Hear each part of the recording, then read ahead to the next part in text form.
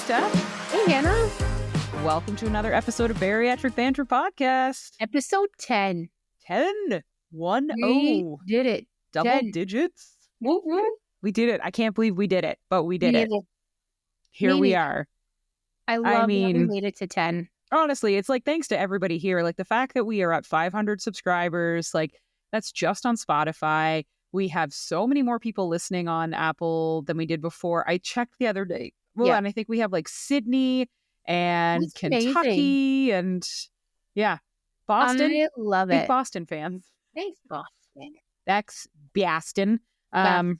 Really appreciate it. Boston's dope as hell. Just gonna throw it out there. Really love it. I've been watching those Instagrams where where that one of those dudes was like, we're gonna come and they had an ice, right? Like he's like, we're coming to Boston, and then everybody from Boston's like, over my dead body, and I'm like, Boston. There's been so much Boston hype lately. I They're love it. so great. I don't know how to do their accent at all, but it's just like, Harvard. come to That's how we'll do Boston, it. take a I've car. been to Boston once for work. I went to Harvard. I walked through the campus a bit. I was like, I can't go to Boston and not go to Harvard. Walked through the campus, bought myself a Harvard hoodie so I look all smart. Like damn apples. Yep. And it's beautiful. Oh, I absolutely believe it. My mom loves Boston. She went once, but yeah, I just I've been seeing their Instagrams and I'm like, Boston, you're making me proud. I'm not even an American. I'm a Canadian, and I just love the like over my dead body you can, like wicked hot, come on down. It's just I love it. That was Australian. I got real Australian there at the end of my Boston accent. But I can't do accents. I'm not even other than I'm not gonna even try. But we have a lot of people in Sydney and New Zealand listening now. Like that's amazing. Maybe like one day love. when we get big enough, we can go on tour. I won't go to Australia. Go to Australia. So you can go. I won't set foot on that spider-infested island. I love you, Australia. I'm not staying long. I'll literally get off the plane, do a wave, and then continue on my way. I can't. That's the size of my head. They discovered a new spider. So I like, listen, this is how much I know about Australia. They're going to be impressed. Australia's deadliest spider is the funnel web or funnel weave spider. And it's quite large. Google it. They've discovered a bigger version of that. And I'm pretty sure, because unless TikTok was lying to me, I'm pretty sure they named it the big boy, which is hilarious to me. Hey, maybe we won't go. Sorry, guys. I can't. I'm sorry, Australia. I love you. I love you. I love you. But like, how prominent are the spiders? Like, am I going to get off the plane and be like walking through Sydney and be like, oh, they're everywhere? Or is it like, you won't see them? And can you guarantee they won't be in my hotel? And it's right beside your head. No. I'm out. No. Hey, sorry, I'll go to New Zealand. We're not going there. I feel New Zealand probably has spiders, but does a better marketing job of convincing me they don't have them. Right? Go to New Zealand. Listen, we might become part of Australia, New Zealand. What is this? Can-Ux or Can-As? It's Canada, New Zealand, Australia. We're going to form like a super PAC. As long as they keep their spiders. Yeah, I just please get rid of the spiders. I'd maybe pick the EU over joining you guys just because of the spiders. Like, I love you. Love your accents. Bondi Beach. My favorite reality show. The spiders, guys.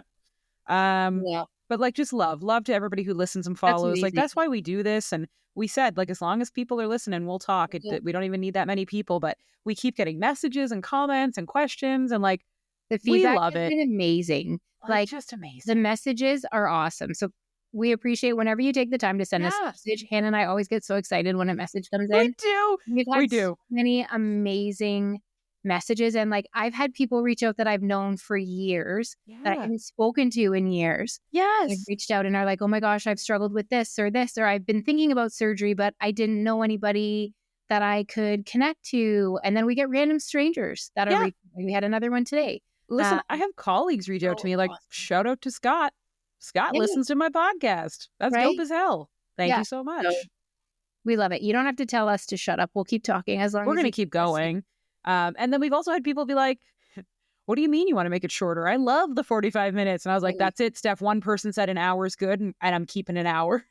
So Hannah, that was the deciding factor. All it took, that one person who said it's perfect for my drives. Hannah's like, well, there you go. We got it done. Do you know how hard it was for Steph and I to get these down to 35 minutes? Like, it's just never going to happen. Get used to it, folks. We really tried. And it's just, we can't. We like to talk. Sorry. Sorry. Buckle up. You're going It's to an have to hit hour. pause and just Yeah. make it a You 2 can split it up. You have a whole week to listen. Yeah. We're going to wax poetically for an hour about weight loss and bariatric surgery. But no, I love it. I think it's more important now than ever, because I do think that we're just kind of lacking community in this space. And there's great communities out there. There's Reddit, there's Facebook, but they become oversaturated, overpopulated, and they become a it's bit not toxic. the same as hearing people talk. People can write whatever they want behind a keyboard. It's different hearing the personal experience, hearing the people talk. And then, as we've said, like, send us your questions. We will answer them. We'll do, if there's enough, we'll even do like an episode on those questions. Of course we will. We want to make sure that it's things that resonate with you guys. So reading things is one thing, but actually hearing that real experience is a whole different thing. So yeah. And we've had a lot of people reach out who were like, whoa, I did not know that was the Canadian experience. Like, I'm thinking about doing this. Or we've even had Canadians reach out and say, hey, actually, I am paying for surgery. I know Hannah feels a certain way about it. And I was like, I do not judge any of you. You, like, honestly, we'll support you through any decision that you want to do.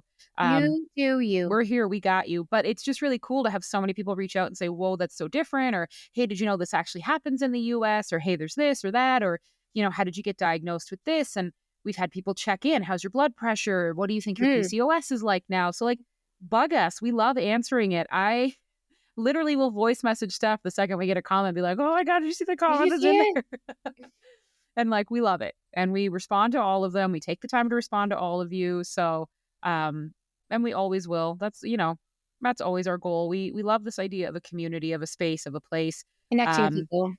Where you can just ask what you want to ask, not feel embarrassed about it, not judged about it. And also where you can like find stuff on the internet and bring it to us and be like, I saw this Reddit post that these people are only eating 200 calories a day. Is that like normal? And we'll tell you if we think it is or not. It's not. But the hardest thing for me was when I went through surgery, I had no one. It was me. I had no friends that had gone through this. I had nobody that was looking into this. I was hesitant to even tell people about it. I've seen some advice floating around recently that I don't agree with. That is, you shouldn't tell anybody you're doing it. No, not at all. Not at all good advice. You should be able to talk about this, and you need to find your tribe and tell them. But it was hard for me because I didn't know what's true, what's not true. I had to navigate Canada versus US. I had to navigate VSG versus bariatric. I had to navigate like so many things that I just didn't know about.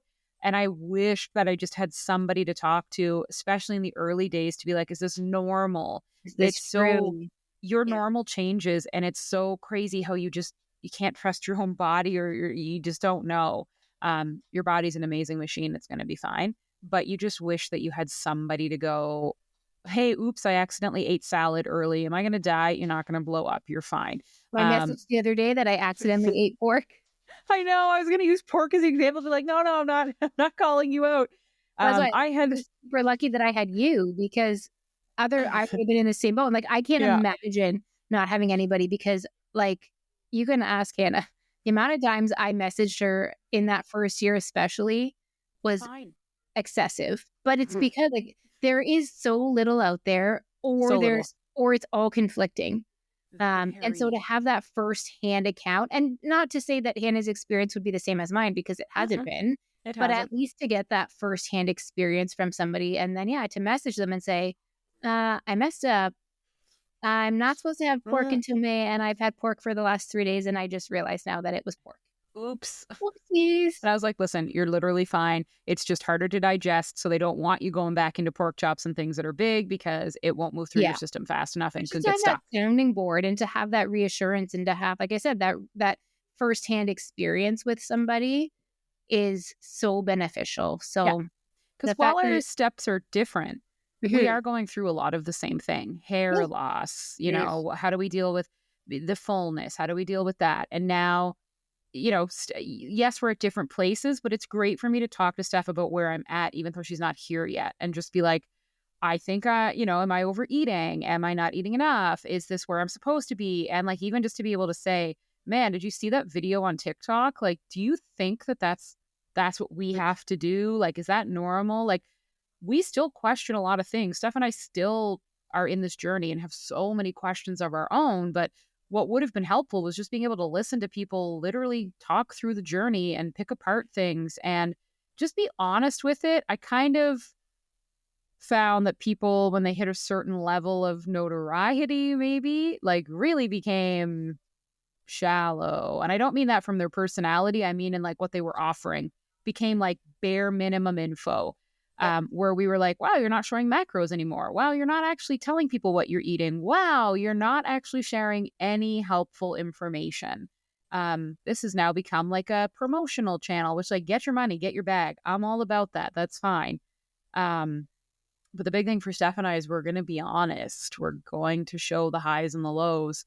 Yeah, important. And I don't like the people that have kind of derailed from that, where it's like, you're not telling the whole truth. And that's, to us, we find that more dangerous. There's been numerous times this week we sent each other messages where I'm like, I'm concerned if this is what this person was prescribed to be on, or I'm concerned, like, is this what I need to be doing? We've seen some of our favorite followers all be talking about regain recently, and it sent me into a massive tailspin that I talked through with Steph, where I was like, oh no, how are they regaining? They seem to be eating less than I'm eating.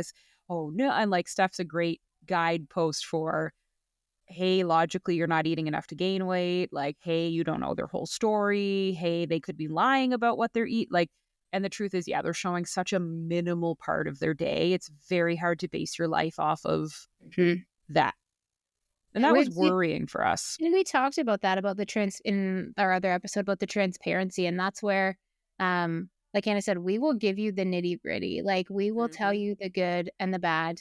And yeah, a lot of these people, you're getting those minuscule tidbits of information, right? And we've talked about that. They don't owe us. They don't owe us their full history. But when you get to a certain level that people are taking medical advice from you and pharmaceutical advice from you and using you as a resource for that, you owe them a certain level of transparency and honesty.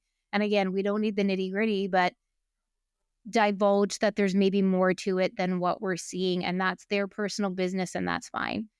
So we may have situations where we have something very personal where we may kind of keep it a little back, but overall, the point of this is to be upfront, be transparent, be honest, give you guys the ins and outs so that if you are, especially in Canada, and you're looking at going down this road, that you know what you're getting into, that you have a place you can ask questions. Yes. You can hear the pros and the cons and then make informed decisions for yourself. Yeah. And that's all we're trying to do is like, I just don't find enough Canadians to kind of help with things like our anger over how do I get protein yogurt in Canada? Oh, so if there's any lovely Canadians that want to send me a tariff-free package to Ontario of Oikos yogurt, let's talk after this episode of the podcast, because I would love that. But yeah, there's just things like, how do we source things in Canada? What's good in Canada? What's not good in Canada? Then there's other things like, please don't make that recipe. It's total shit. And the macros suck. That's become like, if I have an alter ego on Instagram, I think the alter ego is let me go and burst the bubble of these protein recipe people. High protein recipes. I had a comment blow up where I went in and was like, this is in no way high protein. It had like 12 grams of protein and 500 calories.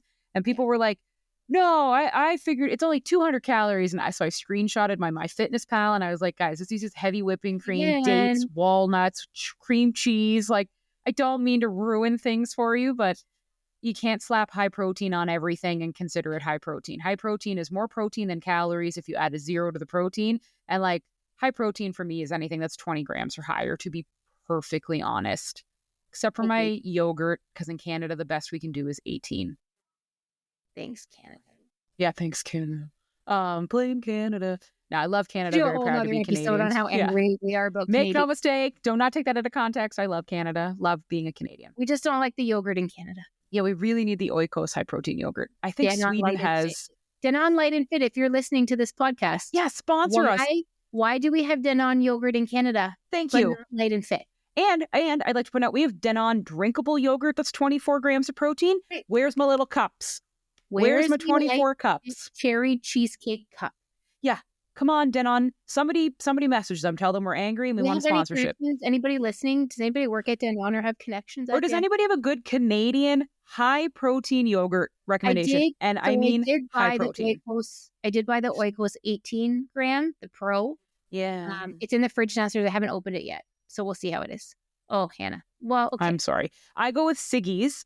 Yes. Yay, They Siggy's. didn't have it at the store I They're was not at. Canadian, but they're like European. So like in Canada, we're trying to support Canada first. Then if we can't support Canada, Europe or Mexico. Basically, don't support America. If you don't know why, you should, but just Google. So I do Siggy's. They're, I don't know, Scandinavian. I think so. I get Okay. their vanilla, which is 18 grams of protein. The problem is I can't eat 175 grams of it I went to to the get little the town 18. store and they didn't have it, so I had to get the Oikos. It's tough to find Well, Siggy's, and Siggy's is pricey. yeah. So if anybody has a good recommendation, we are basically looking for 20 grams or higher. That doesn't require us to eat half the tub to get that. Really, we're looking at 100 grams would be ideal for the, because I'm pretty sure the Oikos minis are 130. I think so. There's also, I think it's called, is it Source yogurt? Source protein? So I tried it. I only can find it for 6 grams. Oh, I got a 10 gram. Okay. But I mean, they're small. It's a thinner yogurt. I got the big tub. Yeah. But it's a thinner consistency. I like the thick Greeky type consistency. Yeah. So anyway, if anybody has recommendations or knows of this like hidden Canadian, if not, I think Steph and I will just start making our own yogurt and pitas and tortillas. We're just going to launch a Canadian protein brand because it's about time. So we're going to hit up let's get going. Stay tuned. Like some protein maple syrup and, some protein poutine and stuff. I'm going to fulfill my dream of having a farm. Hannah's going to come and we're just going to enter the food industry now. 100%. Canadian protein. Here we go. Thank you. I'd love recommendations for good Canadian protein yogurt and then just in general, good protein powder. I used to buy Ghost. I love it. But like I said, I'm trying to support Canadian or our allies. So if anybody has any recommendations for protein powder that I need to check out and look at, would love to hear it. Love it. Cool. Well, on episode 10, whoa, double digits, 10. This is fitting. We are going to finish our surgery story. So we started our surgery story a couple weeks ago where we talked to you about pre-op, day of surgery, what that was like. Now it's time to finish this journey, bring it home and tell you what it was like going home the day or the day after surgery and what it kind of looked like in that first year or first couple of months. And then just maybe a brief, what does it look like 2 years post-op? So we're going to, and the differences between, we went to the same clinic, but whoa, the differences between 1 year are insane. And I know someone going through the Guelph program and they're different than what Steph just went through, which is crazy. And Steph knows somebody who went to a clinic an hour away and her whole journey was different. Vastly different. It's so, all right, we're going to get into it. And sorry, my dog is like, hey, pay attention to me. Get off this podcast. I can hear kids out there. Love Bobo. Okay, so the last podcast we caught you up on. So if you want to listen, that's episode 7, part 2, is where we go through what it was like the day that we had surgery. Going into the operating room, coming out, blue shit all over my face that they left on. Steph got pampered and her face wiped off and she got foot rubs and the whole shebang. I got thrown into bed and told to get up and get out. So yeah, it's great. It's super great. See how we were treated. It's fine. So now we're both going home. So this is where the differences start. There were slight variations before. This is where they really kick into the different tracks. So I go home the same day. So I roll up for my surgery March 13th, 2023. Woo! 7 a.m. I check in at 6. My surgery is at 7. And they wake me up. They shake me out. And I'm headed home at 3:30 that afternoon. So I've done my laps around the surgical floor. I've had my my apple juice, which was like so good. Never had. So delicious. I've become quite obsessed with hospital apple juice and orange juice. Having spent a week in the hospital over just before Christmas, I continuously, they were like, boy, you like the juice. And I was like, this is the best apple juice I've ever had. Can I get the orange juice? Everything but cranberry was delicious. So, hey, it's time for you to go home. Our surgeon comes in. I'm not going to name his name. Our surgeon comes in and he chats with me and he chats with my mom. And I'm standing at this point, which is great. How you doing? How you feeling? Great. Okay, we've got your, you got to go pick up your prescriptions, which for some reason couldn't do at the hospital. So you're going to go pick up your prescriptions just down the road, boop, boop, boop. And we're going to call you tomorrow morning to do your check-in. Now, keep in mind, 2023, they still had COVID protocols in place, even though COVID was vastly done. The hospitals were still worried about outbreaks. So there was no in-person follow-up. It was, we will call you. This was the last time I saw someone in person, was this day. So I felt pretty good.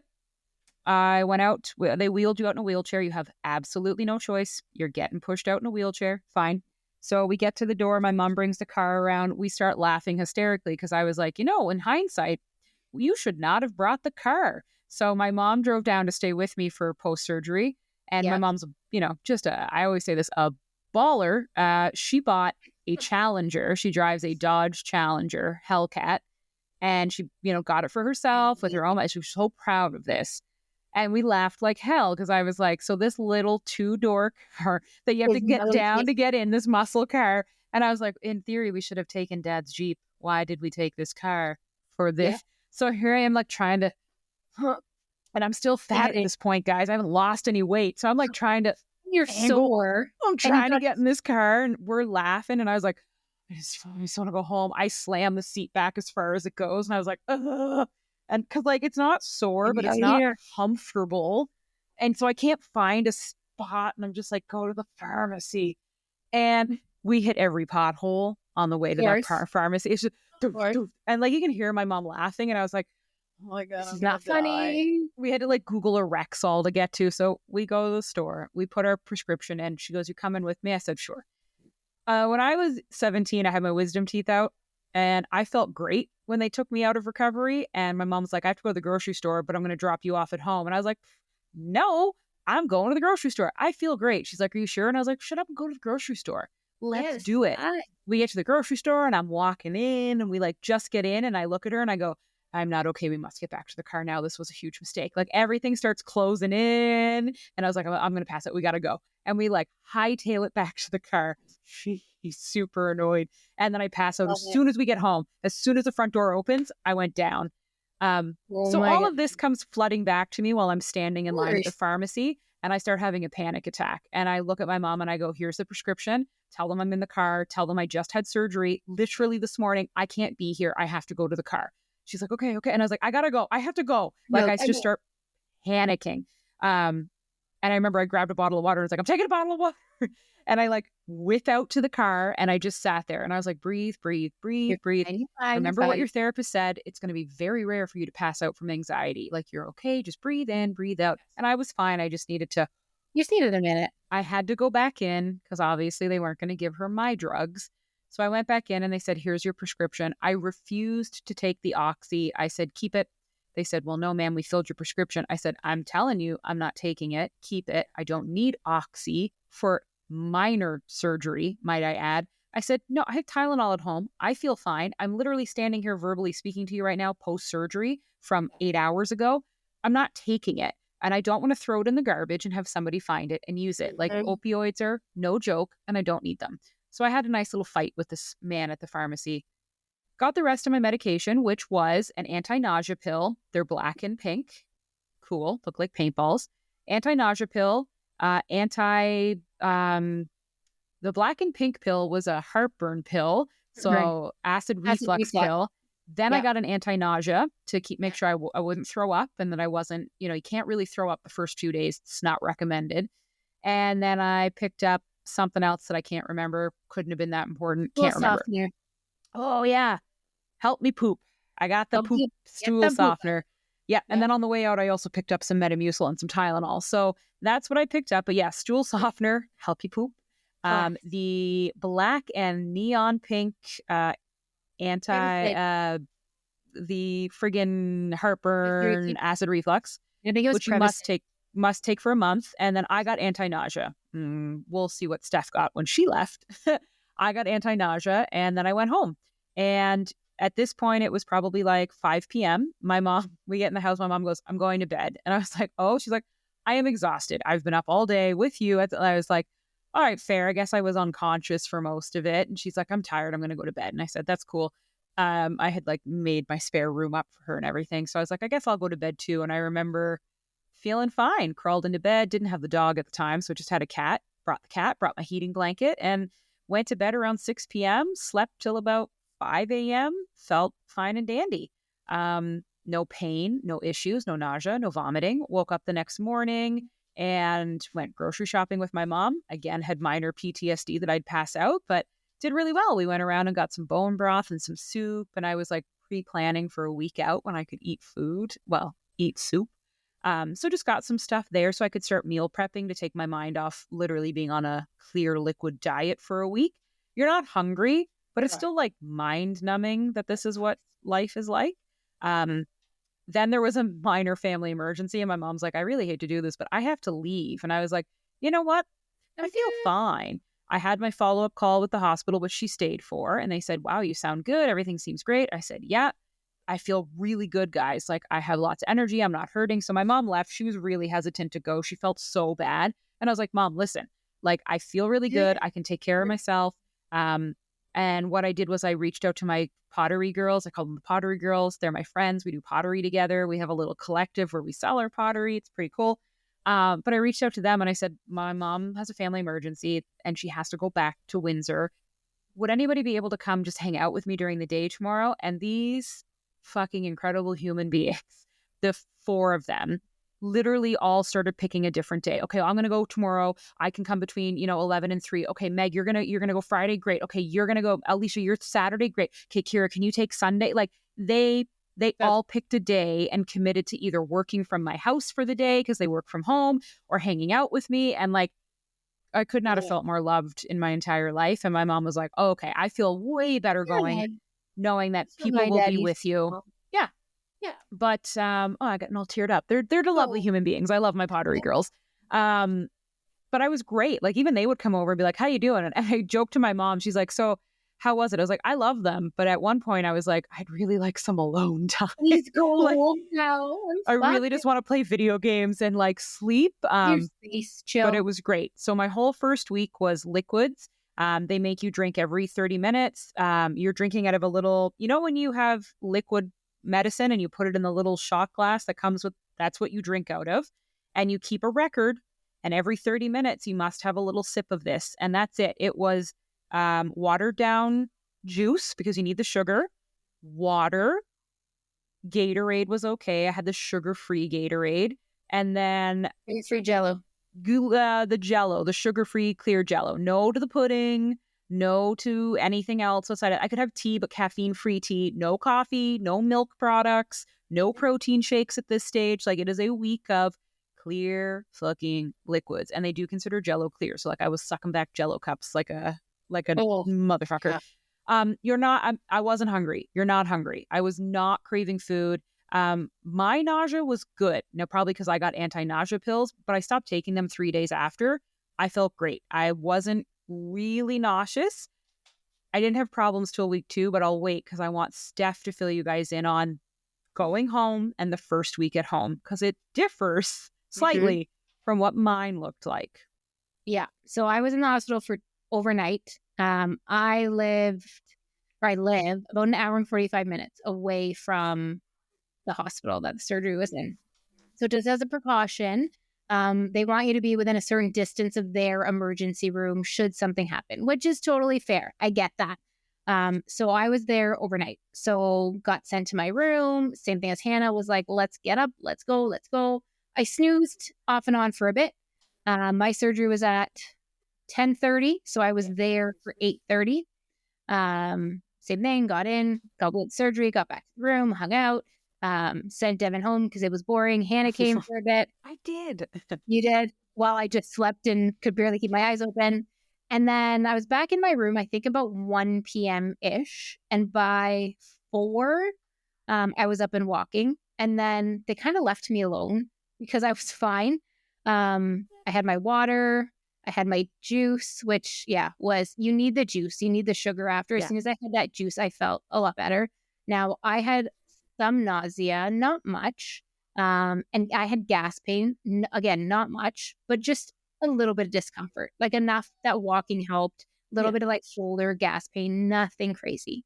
Did my laps every so often. Didn't really get much sleep because I was in the hospital in a room with a very noisy woman. But they just kind of left me. They came in every so often, checked on me. But other than that, easy peasy. I was out by 9 a.m. the next day. The ride home again was interesting. Devin it was an hour 45. So at one point, we almost stopped just to walk for a little bit, but we made good time. It was fine. And then same thing. We had to stop at the pharmacy. I don't know why you can't get your stuff at the hospital pharmacy. You're already there. Yeah, that's weird, right? That's like then. But Devin went in, picked up my meds. They gave him all my meds. So he came home. We got settled. I had already had the couch set up, ready to go. Got settled on the couch. And then, he handed me my meds, and I opened them and I was like, yep, there's the Prevacid. There's the reflux meds. There's the stool softener. And then I pulled out another one and I was like, what is this? And oxys. And I was like, I don't need 10 oxys. I think I'm fine. No. I had 2 little bags of tramadol at the hospital, and I didn't even know what they were. Otherwise, I would have said I don't need it. They hung my IV and they just hung it. They didn't even ask. And then when they hung the second bag, he's doing it. I wasn't really paying attention. And then as he goes to leave, he makes a comment, and the nurse, he said, just a heads up, that's your last bag of that. And I was like, and I kind of looked, I was like, oh, there's 2 bags. I'm like, what is that? And then he said tramadol. And it's basically a strong Tylenol. Oh, yeah. Okay. Yeah. But I was like, oh, I don't need that. I'm fine. Yeah. So then after that, they didn't give me any more. So definitely did not need oxys. Never used them. I don't even think I took Tylenol. To be honest, I think I was fine. I had, again, discomfort. My incisions didn't hurt. Again, like we said, getting up every few minutes to walk around a little bit. And I still at home had a little bit of the gas pain. I did have nausea, but I didn't get anti-nausea medication like Hannah did. She was lucky. I got nothing. What I found was my issue with nausea, and I had this at the hospital too, is I suffered from water nausea for a long time. You did. It didn't go away until about month 3 post-op. So basically what that is plain water. For whatever reason, they don't know why. It only affects some people. Some people it's really short. Some people it's a very long time. But basically plain water makes you almost throw up or want to throw up. Yeah. So I couldn't have plain water. So I did a lot of watered down apple juice, and then clear broth and Jello and Gatorade is what the Jello cups were. A lifesaver. They were the best. And then I had the little medicine cups, and I had a tracking sheet that I actually found on the internet from another clinic where it was broken down by hour, it was either 15-minute or 30-minute intervals, and then a little dash. And every time you would have with one. Oh, I didn't. See? You got anti-nausea pills, and I know, right? It made up for the blue face. I found these I printed a bunch, and then every day I would date it, and then I would put my start time, and then every time I would have my little 1 ounce shot glass, I would put and then I would tally them every hour, how many of them I had. And then that first week was honestly I came home on a Saturday. Devin was back at work on Monday. Monday morning, I was making lunches for the kids, getting them off to school, up and about. They were super great. They were awesome helpers. Yeah. The only thing I really struggled with in the first week, and I don't know if it was the nausea or the gas pain, but I had a lot of discomfort going from sitting to getting up. That movement of this. Yeah.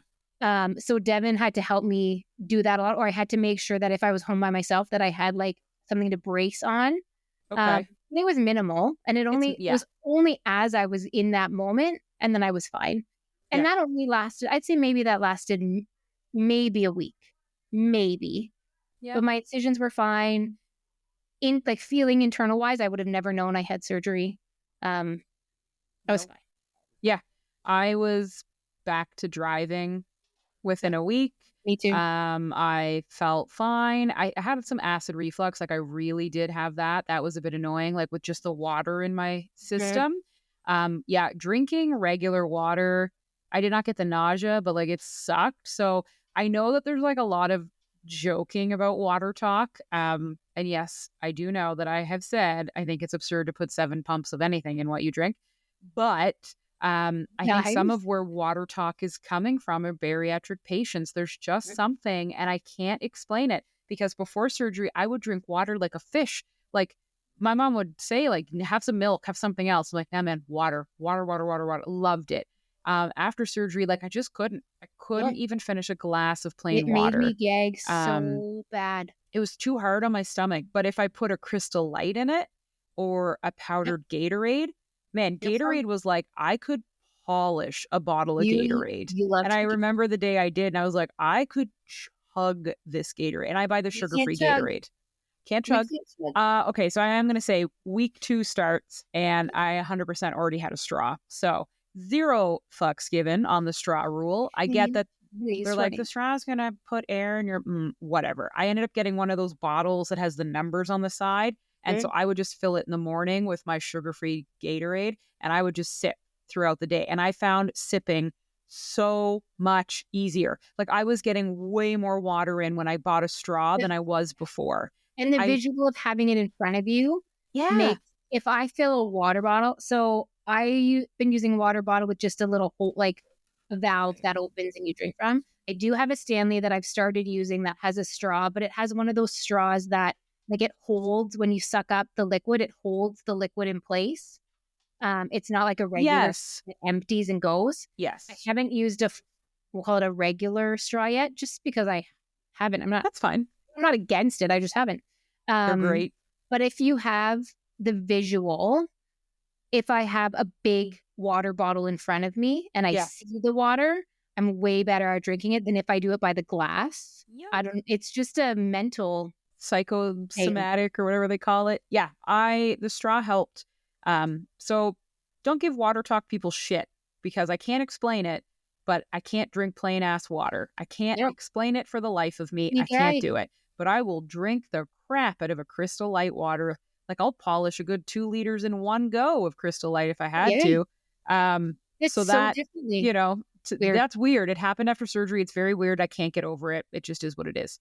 So we're coming up on week 2, and it's like, cool, we can have soup now. We're not just on clear broth. Broth for some reason was not allowed. Broth was not allowed on the clear liquid diet. I remember. I swear we had this conversation. Maybe it was pre-op. It was on. We even looked at our sheets. Yes, and mine said no. And my sheet said yes. Yeah, and I was like, well, good thing I cheated and had it anyway. But I was told no broth during the clear liquid diet because, like, well, no, it needs to be clear. She's allowed to go have clear broth. So I had broth. Yeah. At some point, I was like, I'm going to faint if I don't get some protein in my body. So I'm having broth. Now we get into like the weeks that meld together, and I'm not going to remember them. So we'll say week 2. Just quick talk about how we cried. Do you remember what made us both cry? You recommended this to me. Oh my God. Yeah. I literally cried. Write this down. Everyone listening, get a piece of paper, write this down. Do not roll your eyes at me, because I promise you this is the best meal you're ever going to have after surgery. Tears. Literal The tears. best. So don't even judge before you've had surgery. So there was a restaurant in Nova Scotia that had this soup years ago that I loved, and I found the recipe for said soup and was like, that's what it is. So when you get to move on to soup, which is the happiest day of your goddamn life, because at this point, you are 3 to sometimes 6 weeks of an all liquid diet at this point. For me, I was 4. I was on going on 4 weeks of a liquid, your 2-week pre-op, so 3 weeks of a liquid diet. And I get to have soup. You're going to go buy yourself a can of Campbell's cream of tomato soup, not roasted tomato, cream of tomato Campbell's soup. Then you're going to go buy yourself a can of cream of cheddar cheese soup. Do not roll your eyes and make disgusted looks at me. Go buy both of these soups. You are then going to go buy dill. Fresh dill, not dill weed, not dried dill. You can get the dill paste. That's equally as good. But fresh dill or dill paste, not dried dill. You are going to mix the cream of tomato with the cream of cheddar. Do not add water. You are going to mix that, cook it. You're going to put the dill on top. Then you will cry as you eat your 2 ounces of the literal best soup you've ever had in your life. Literally cried. And I remember Hannah telling me she cried when she ate it, and I was like, okay, it's soup, like get a grip. And I had my little, I still have a picture of it, my little bowl that like fit in my palm, and I took the first bite, And I just sat there, and I remember Devin looking at me. He's like, "Are you okay?" And I looked up, and I just had tears down my face. And he's like, "Are you okay?" Like, thought I was, and I was like, "It's so good. It's so good. It's so good." I made batches of that. I bought little 2-ounce like Jello shooter cups, and Yes. did I fill those with the tomato cheddar soup? The whole shelf of my fridge was tomato cheddar soup. I lived on it. I lived on it. It is the best. Now, that early into the stage, I wasn't really kind of caring too much about the macros, and they kind of don't care that much either. Yes, there's some sodium in that, but like, it's soup. You're going to be fine. But I have a photo because I started on the 5th day. I was told like, you can move, like everything's good. It's been a work week. You're good. Because I was feeling really weak. I was starting to feel very tired, and I didn't take any time off work. So that's the difference between Steph and I as well. Like, I went back to work like day 3. She took time off. I should have done that. Not that it was hard to do, but I kind of just wish I had time off to play video games and do nothing. Yeah. But I was feeling really, really, really weak. And so I do have a post on my Instagram, day 5 post up, Campbell's tomato soup mixed with Campbell's cheddar and add dill. Did I cry when I ate this? Yes. Yes, I did. I bawled my eyes out, and it took me 2 hours to eat that soup, but I ate that soup. And again, when you're like 2 weeks post-op, you don't have to worry about you only have 30 minutes to eat, don't eat. Like, they want you just to get stuff in you. At this point, Liquid, the rules for liquid aren't the same as food. So obviously for food, they don't want you spending 2 hours eating it, but liquid is going to take you a long time to drink. So from here on out, everything is kind of easy. The first week was gravy. Week 2 kind of sucked for me. One of my sutures popped open. So I just went to an emergency clinic, and he taped it back up. Literally no biggie there. I started throwing up. I had gone out and bought super fancy soup because I was like, yeah, I'm going to have fancy soup. I should have just stuck to Campbell's tried and true. But I got this carrot ginger soup from a really fancy store in Kitchener called Dana Short Gourmet. I didn't account for how rich that soup was going to be. It had coconut milk. There was tons of sugar from the vegetables. I projectile vomited for a solid 2 hours after eating that. It's not great. I again went to my doctor because I'm like, I'm only 14 days post-op and I'm vomiting. So he's like, you're fine. You don't have a hernia. Nothing's good. So I then kept going back to Campbell's, my tried and true. Eventually, I started adding Greek yogurt to my Campbell's to get a little bit more protein in and thicken it out. But I'm feeling really, really great until obviously I start projectile vomiting. And then I tell everyone, I'm screwed. Don't eat the soup. Wasn't great. I started going back to pottery by week 2. I was driving. I started seeing my personal trainer again in week 2, just for walking, not for weightlifting.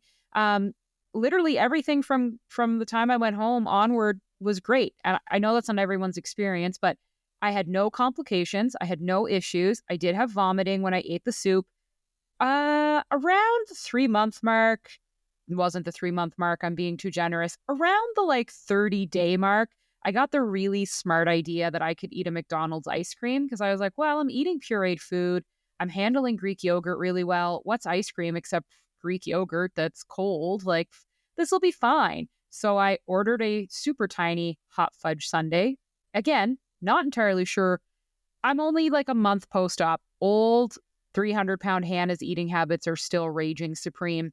Wasn't even, just thought, anyway, I projectile vomited for a solid 2 days. I had a few bites of it. I felt great. 10 minutes later, I realized I had made a massive, massive, massive mistake. That's called dumping syndrome for those who don't know, and I could not stop vomiting. It was not worth it. I laid in the bathtub. I cried in the bathtub. I rocked back and forth in the bathtub. I was like, oh, I'll never do this again. I never did it again. That's also a lie. At the 6-month mark, I did try to eat ice cream on a cruise and then ended up in the same fetal position, vomiting on the cruise bathroom.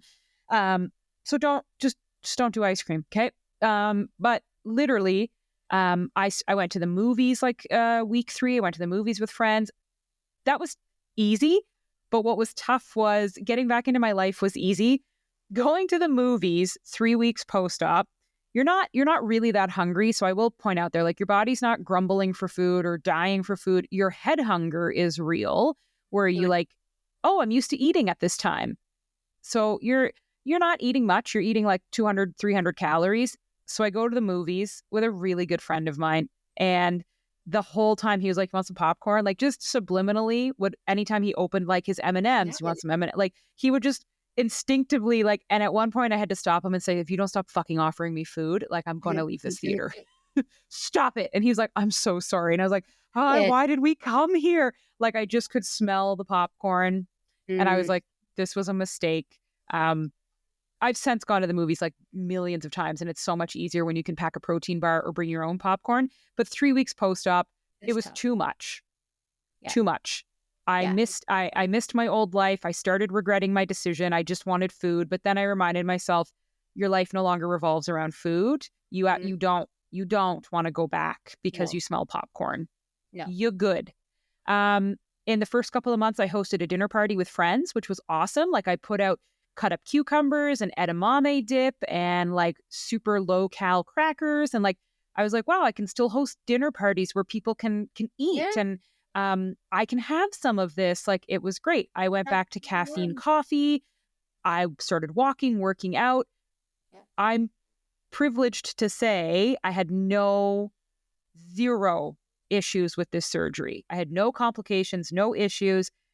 Everything kind of worked the way it was supposed to. We'll talk about stalls in another episode. That's a normal part of this process. But everything did kind of work the way it was supposed to. I transitioned to food at each stage like I was supposed to. So you'll have a clear liquid diet. Then you'll go to a pureed diet. Then some people go to a soft food diet. So pureed is like your thicker soups. Like your roasted vegetables blended with stock into a soup. Really creamy, runny potatoes if you're going to have potatoes. You have limitations. No corn, no raw vegetables for 6 months, no pork for 6 months. No red meat, period. No red meat for 6 months. Too hard to digest, not good on your system. So you're on the pureed stage. Then you go to the soft food stage. Scrambled eggs, tuna salad, chicken salad, mashed potatoes. And like go out and buy yourself those instant mashed potato bags because sweet baby Jesus, it was so good.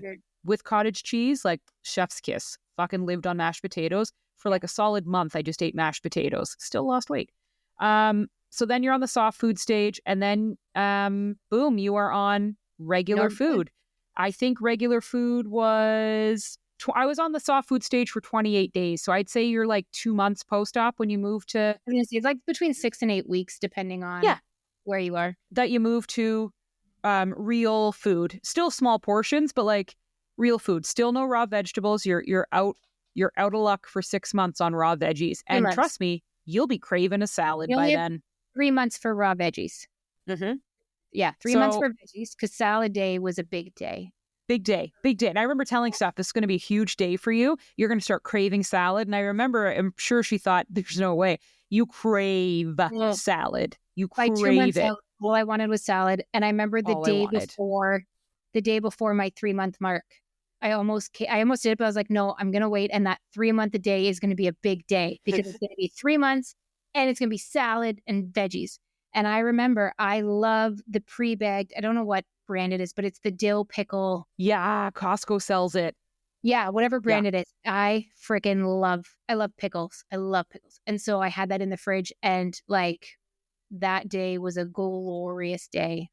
I had the dill pickle salad, and I had pickles, and I had cucumber. I just remember it. And I had tomato cucumber salad. You crave raw vegetables so bad. So bad. And now I'm craving a hamburger so bad. So good. Because no red meat till 6 months.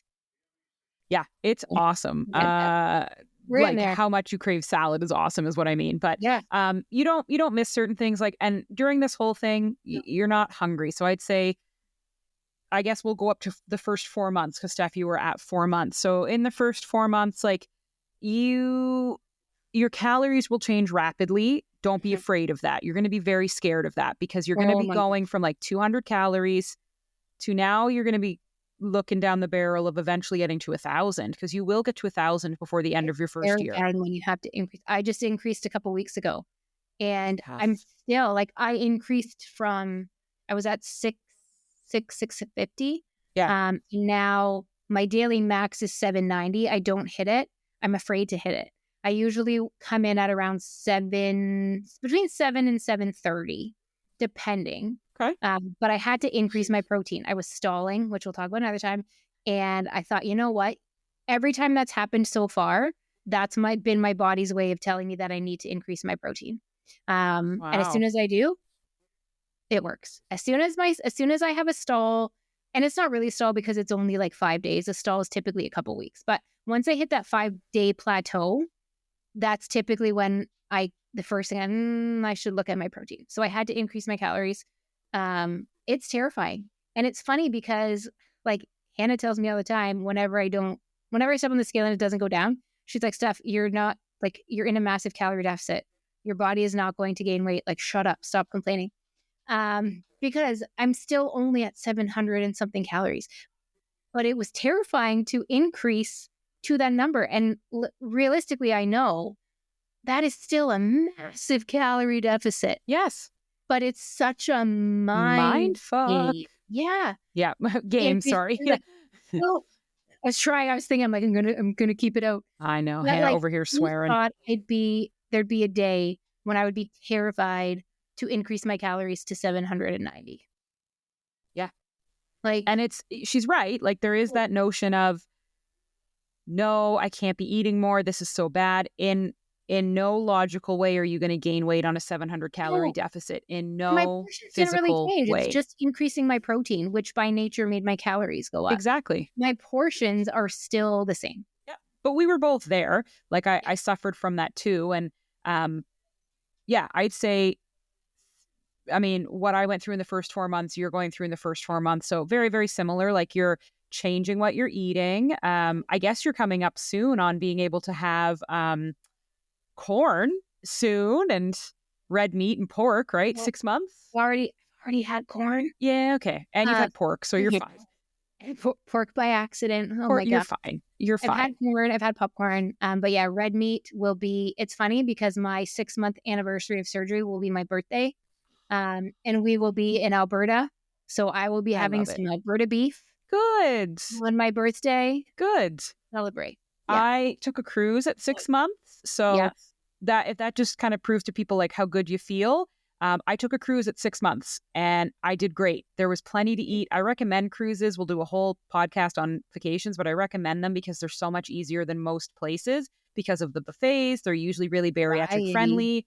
Bariatrics are huge in the US. These are US cruises. It's just, They have a lot, like every video I've seen, they always have a lot of different diet because there's so many people on the ship they have to cater to, right? Yeah. So you'll have your sugar-free desserts, you'll have your dairy-free, you'll have your low cal, low carb. Yeah. So I'd say post-op, there's nothing crazy that we can tell you. It's pretty smooth sailing. It's rare you're going to have complications. You are going to have calls every 3 months. They're going to check in. They're going to, ask for your weight. They're going to check your food. They're going to see how you're eating. They're going to help you progress. They will always help you know, like, eat this much, try this, try that. You're going to get a full binder and book that tells you recipes and what you can eat. There's people like us that you can rely on. But basically in the first, I'd say 6 months of surgery, you're working out, your energy's starting to get really, really good. Your mental health, you should be feeling awesome.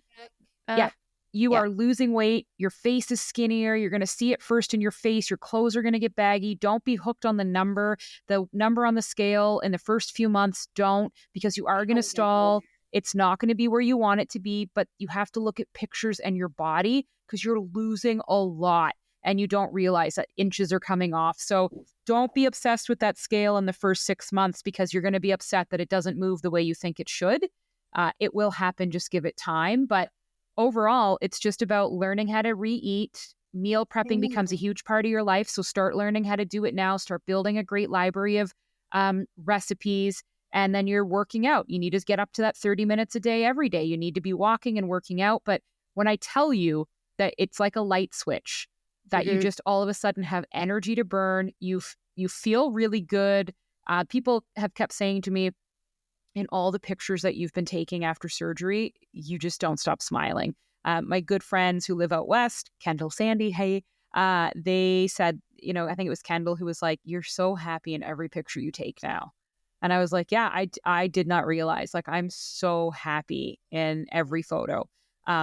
So your mental health is going to start improving. Your body's going to start feeling less sore. You're going to see changes in the first 6 months with blood pressure and blood sugar and any comorbidities you might have. You should start to see improvements there.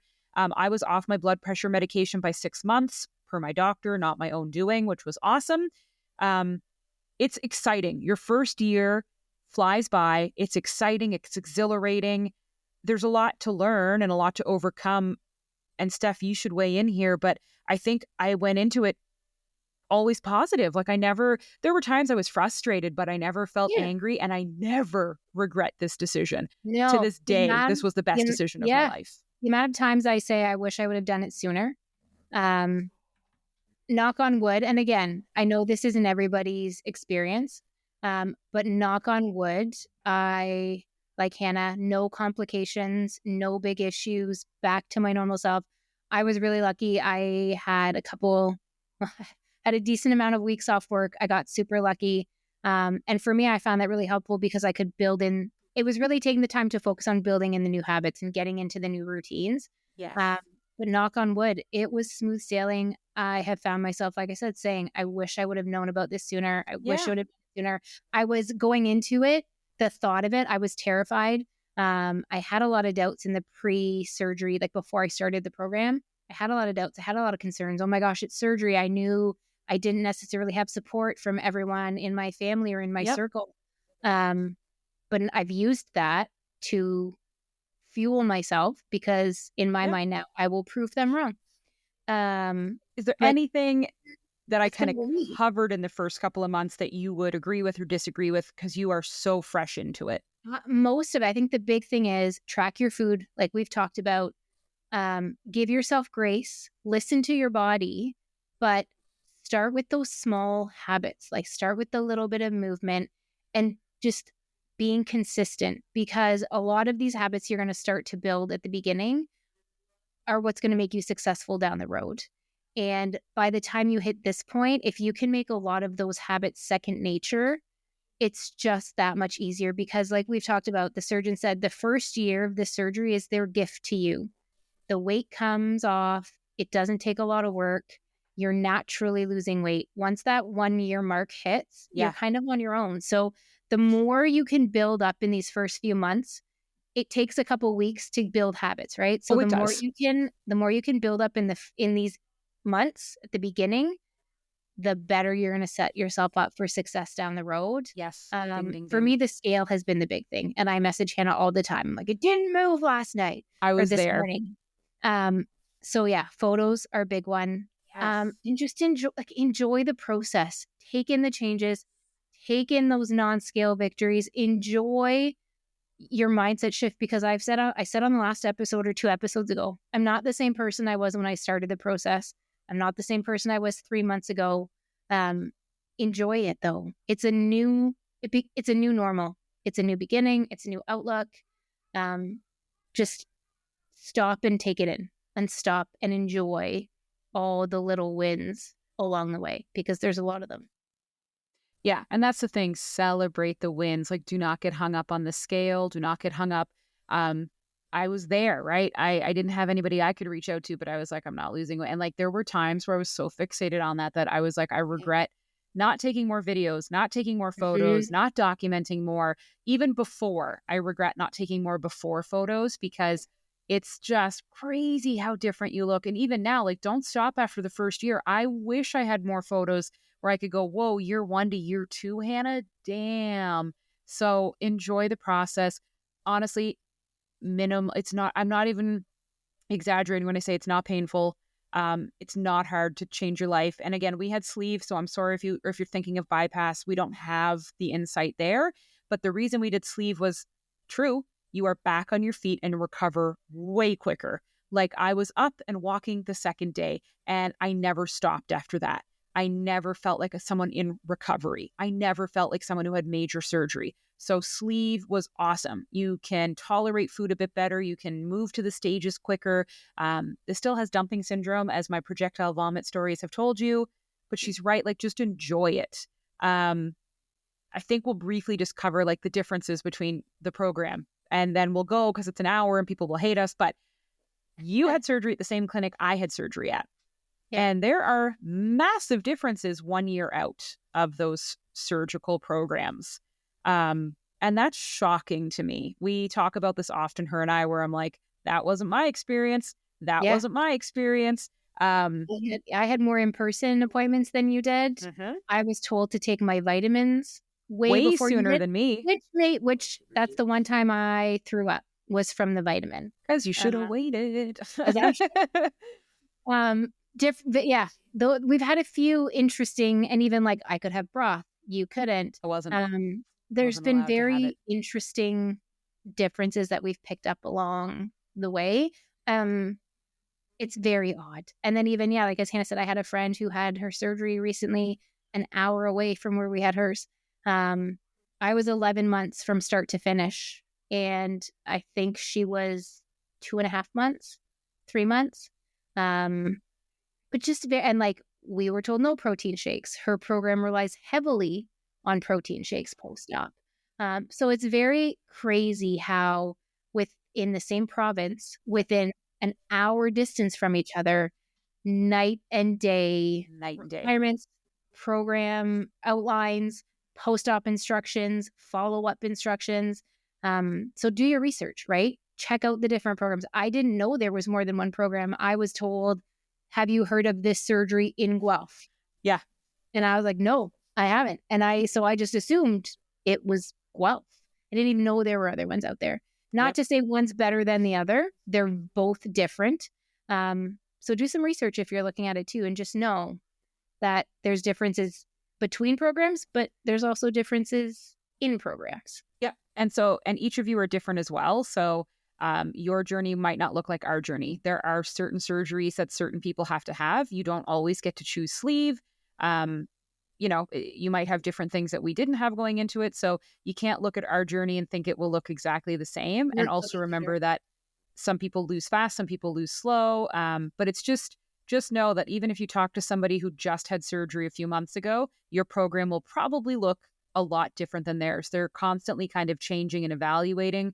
A great example is she's on vitamin K and I'm not, but they've said that that's now super important for them to be on. And I was like, am I going to get a phone call about this, or I'm not? That's cool. Thumbs up. That's cool. Like, great. And I think now they allow coffee at different points than when I took the program. I have somebody who's just starting, a friend of mine who's just starting the program in Guelph. And she is, she's supposed to cut it out pre-op like we were, but post-operatively, she's allowed to introduce it earlier than we were. She still has a waiting period, but earlier than we were. Must be nice. And that's only 4 months difference. Yeah. Right? So I also am pretty sure they would not recommend going on a cruise. They were quite anti-vacation at 6 months, but I did it anyway. So the clinic, honestly, we're just highlighting the clinics are there as support. They're not the law. And there's a lot that you'll notice that they tell you to do that differs so greatly. So it can be frustrating because there are things that, we've said, well, even before surgery, there's clinics where you don't have to do a liquid diet. You're allowed to eat up until the day you go in. There's clinics that don't do the protein shakes. There's clinics that love protein shakes post-op and give them recipe books. Our clinic is super against protein shakes. I have a friend going through the program and they're still telling her, like, you shouldn't be drinking those. We don't want to see you rely on them. And there's a ton of other doctors and clinics that are like, you absolutely need to rely on these. Like, these are a great tool. Use them as a tool. Like, our clinic can tend to be kind of like the good food, bad food. And I don't like that, but they tend to be a little bit more strict on things that I really don't think that they should be that strict on.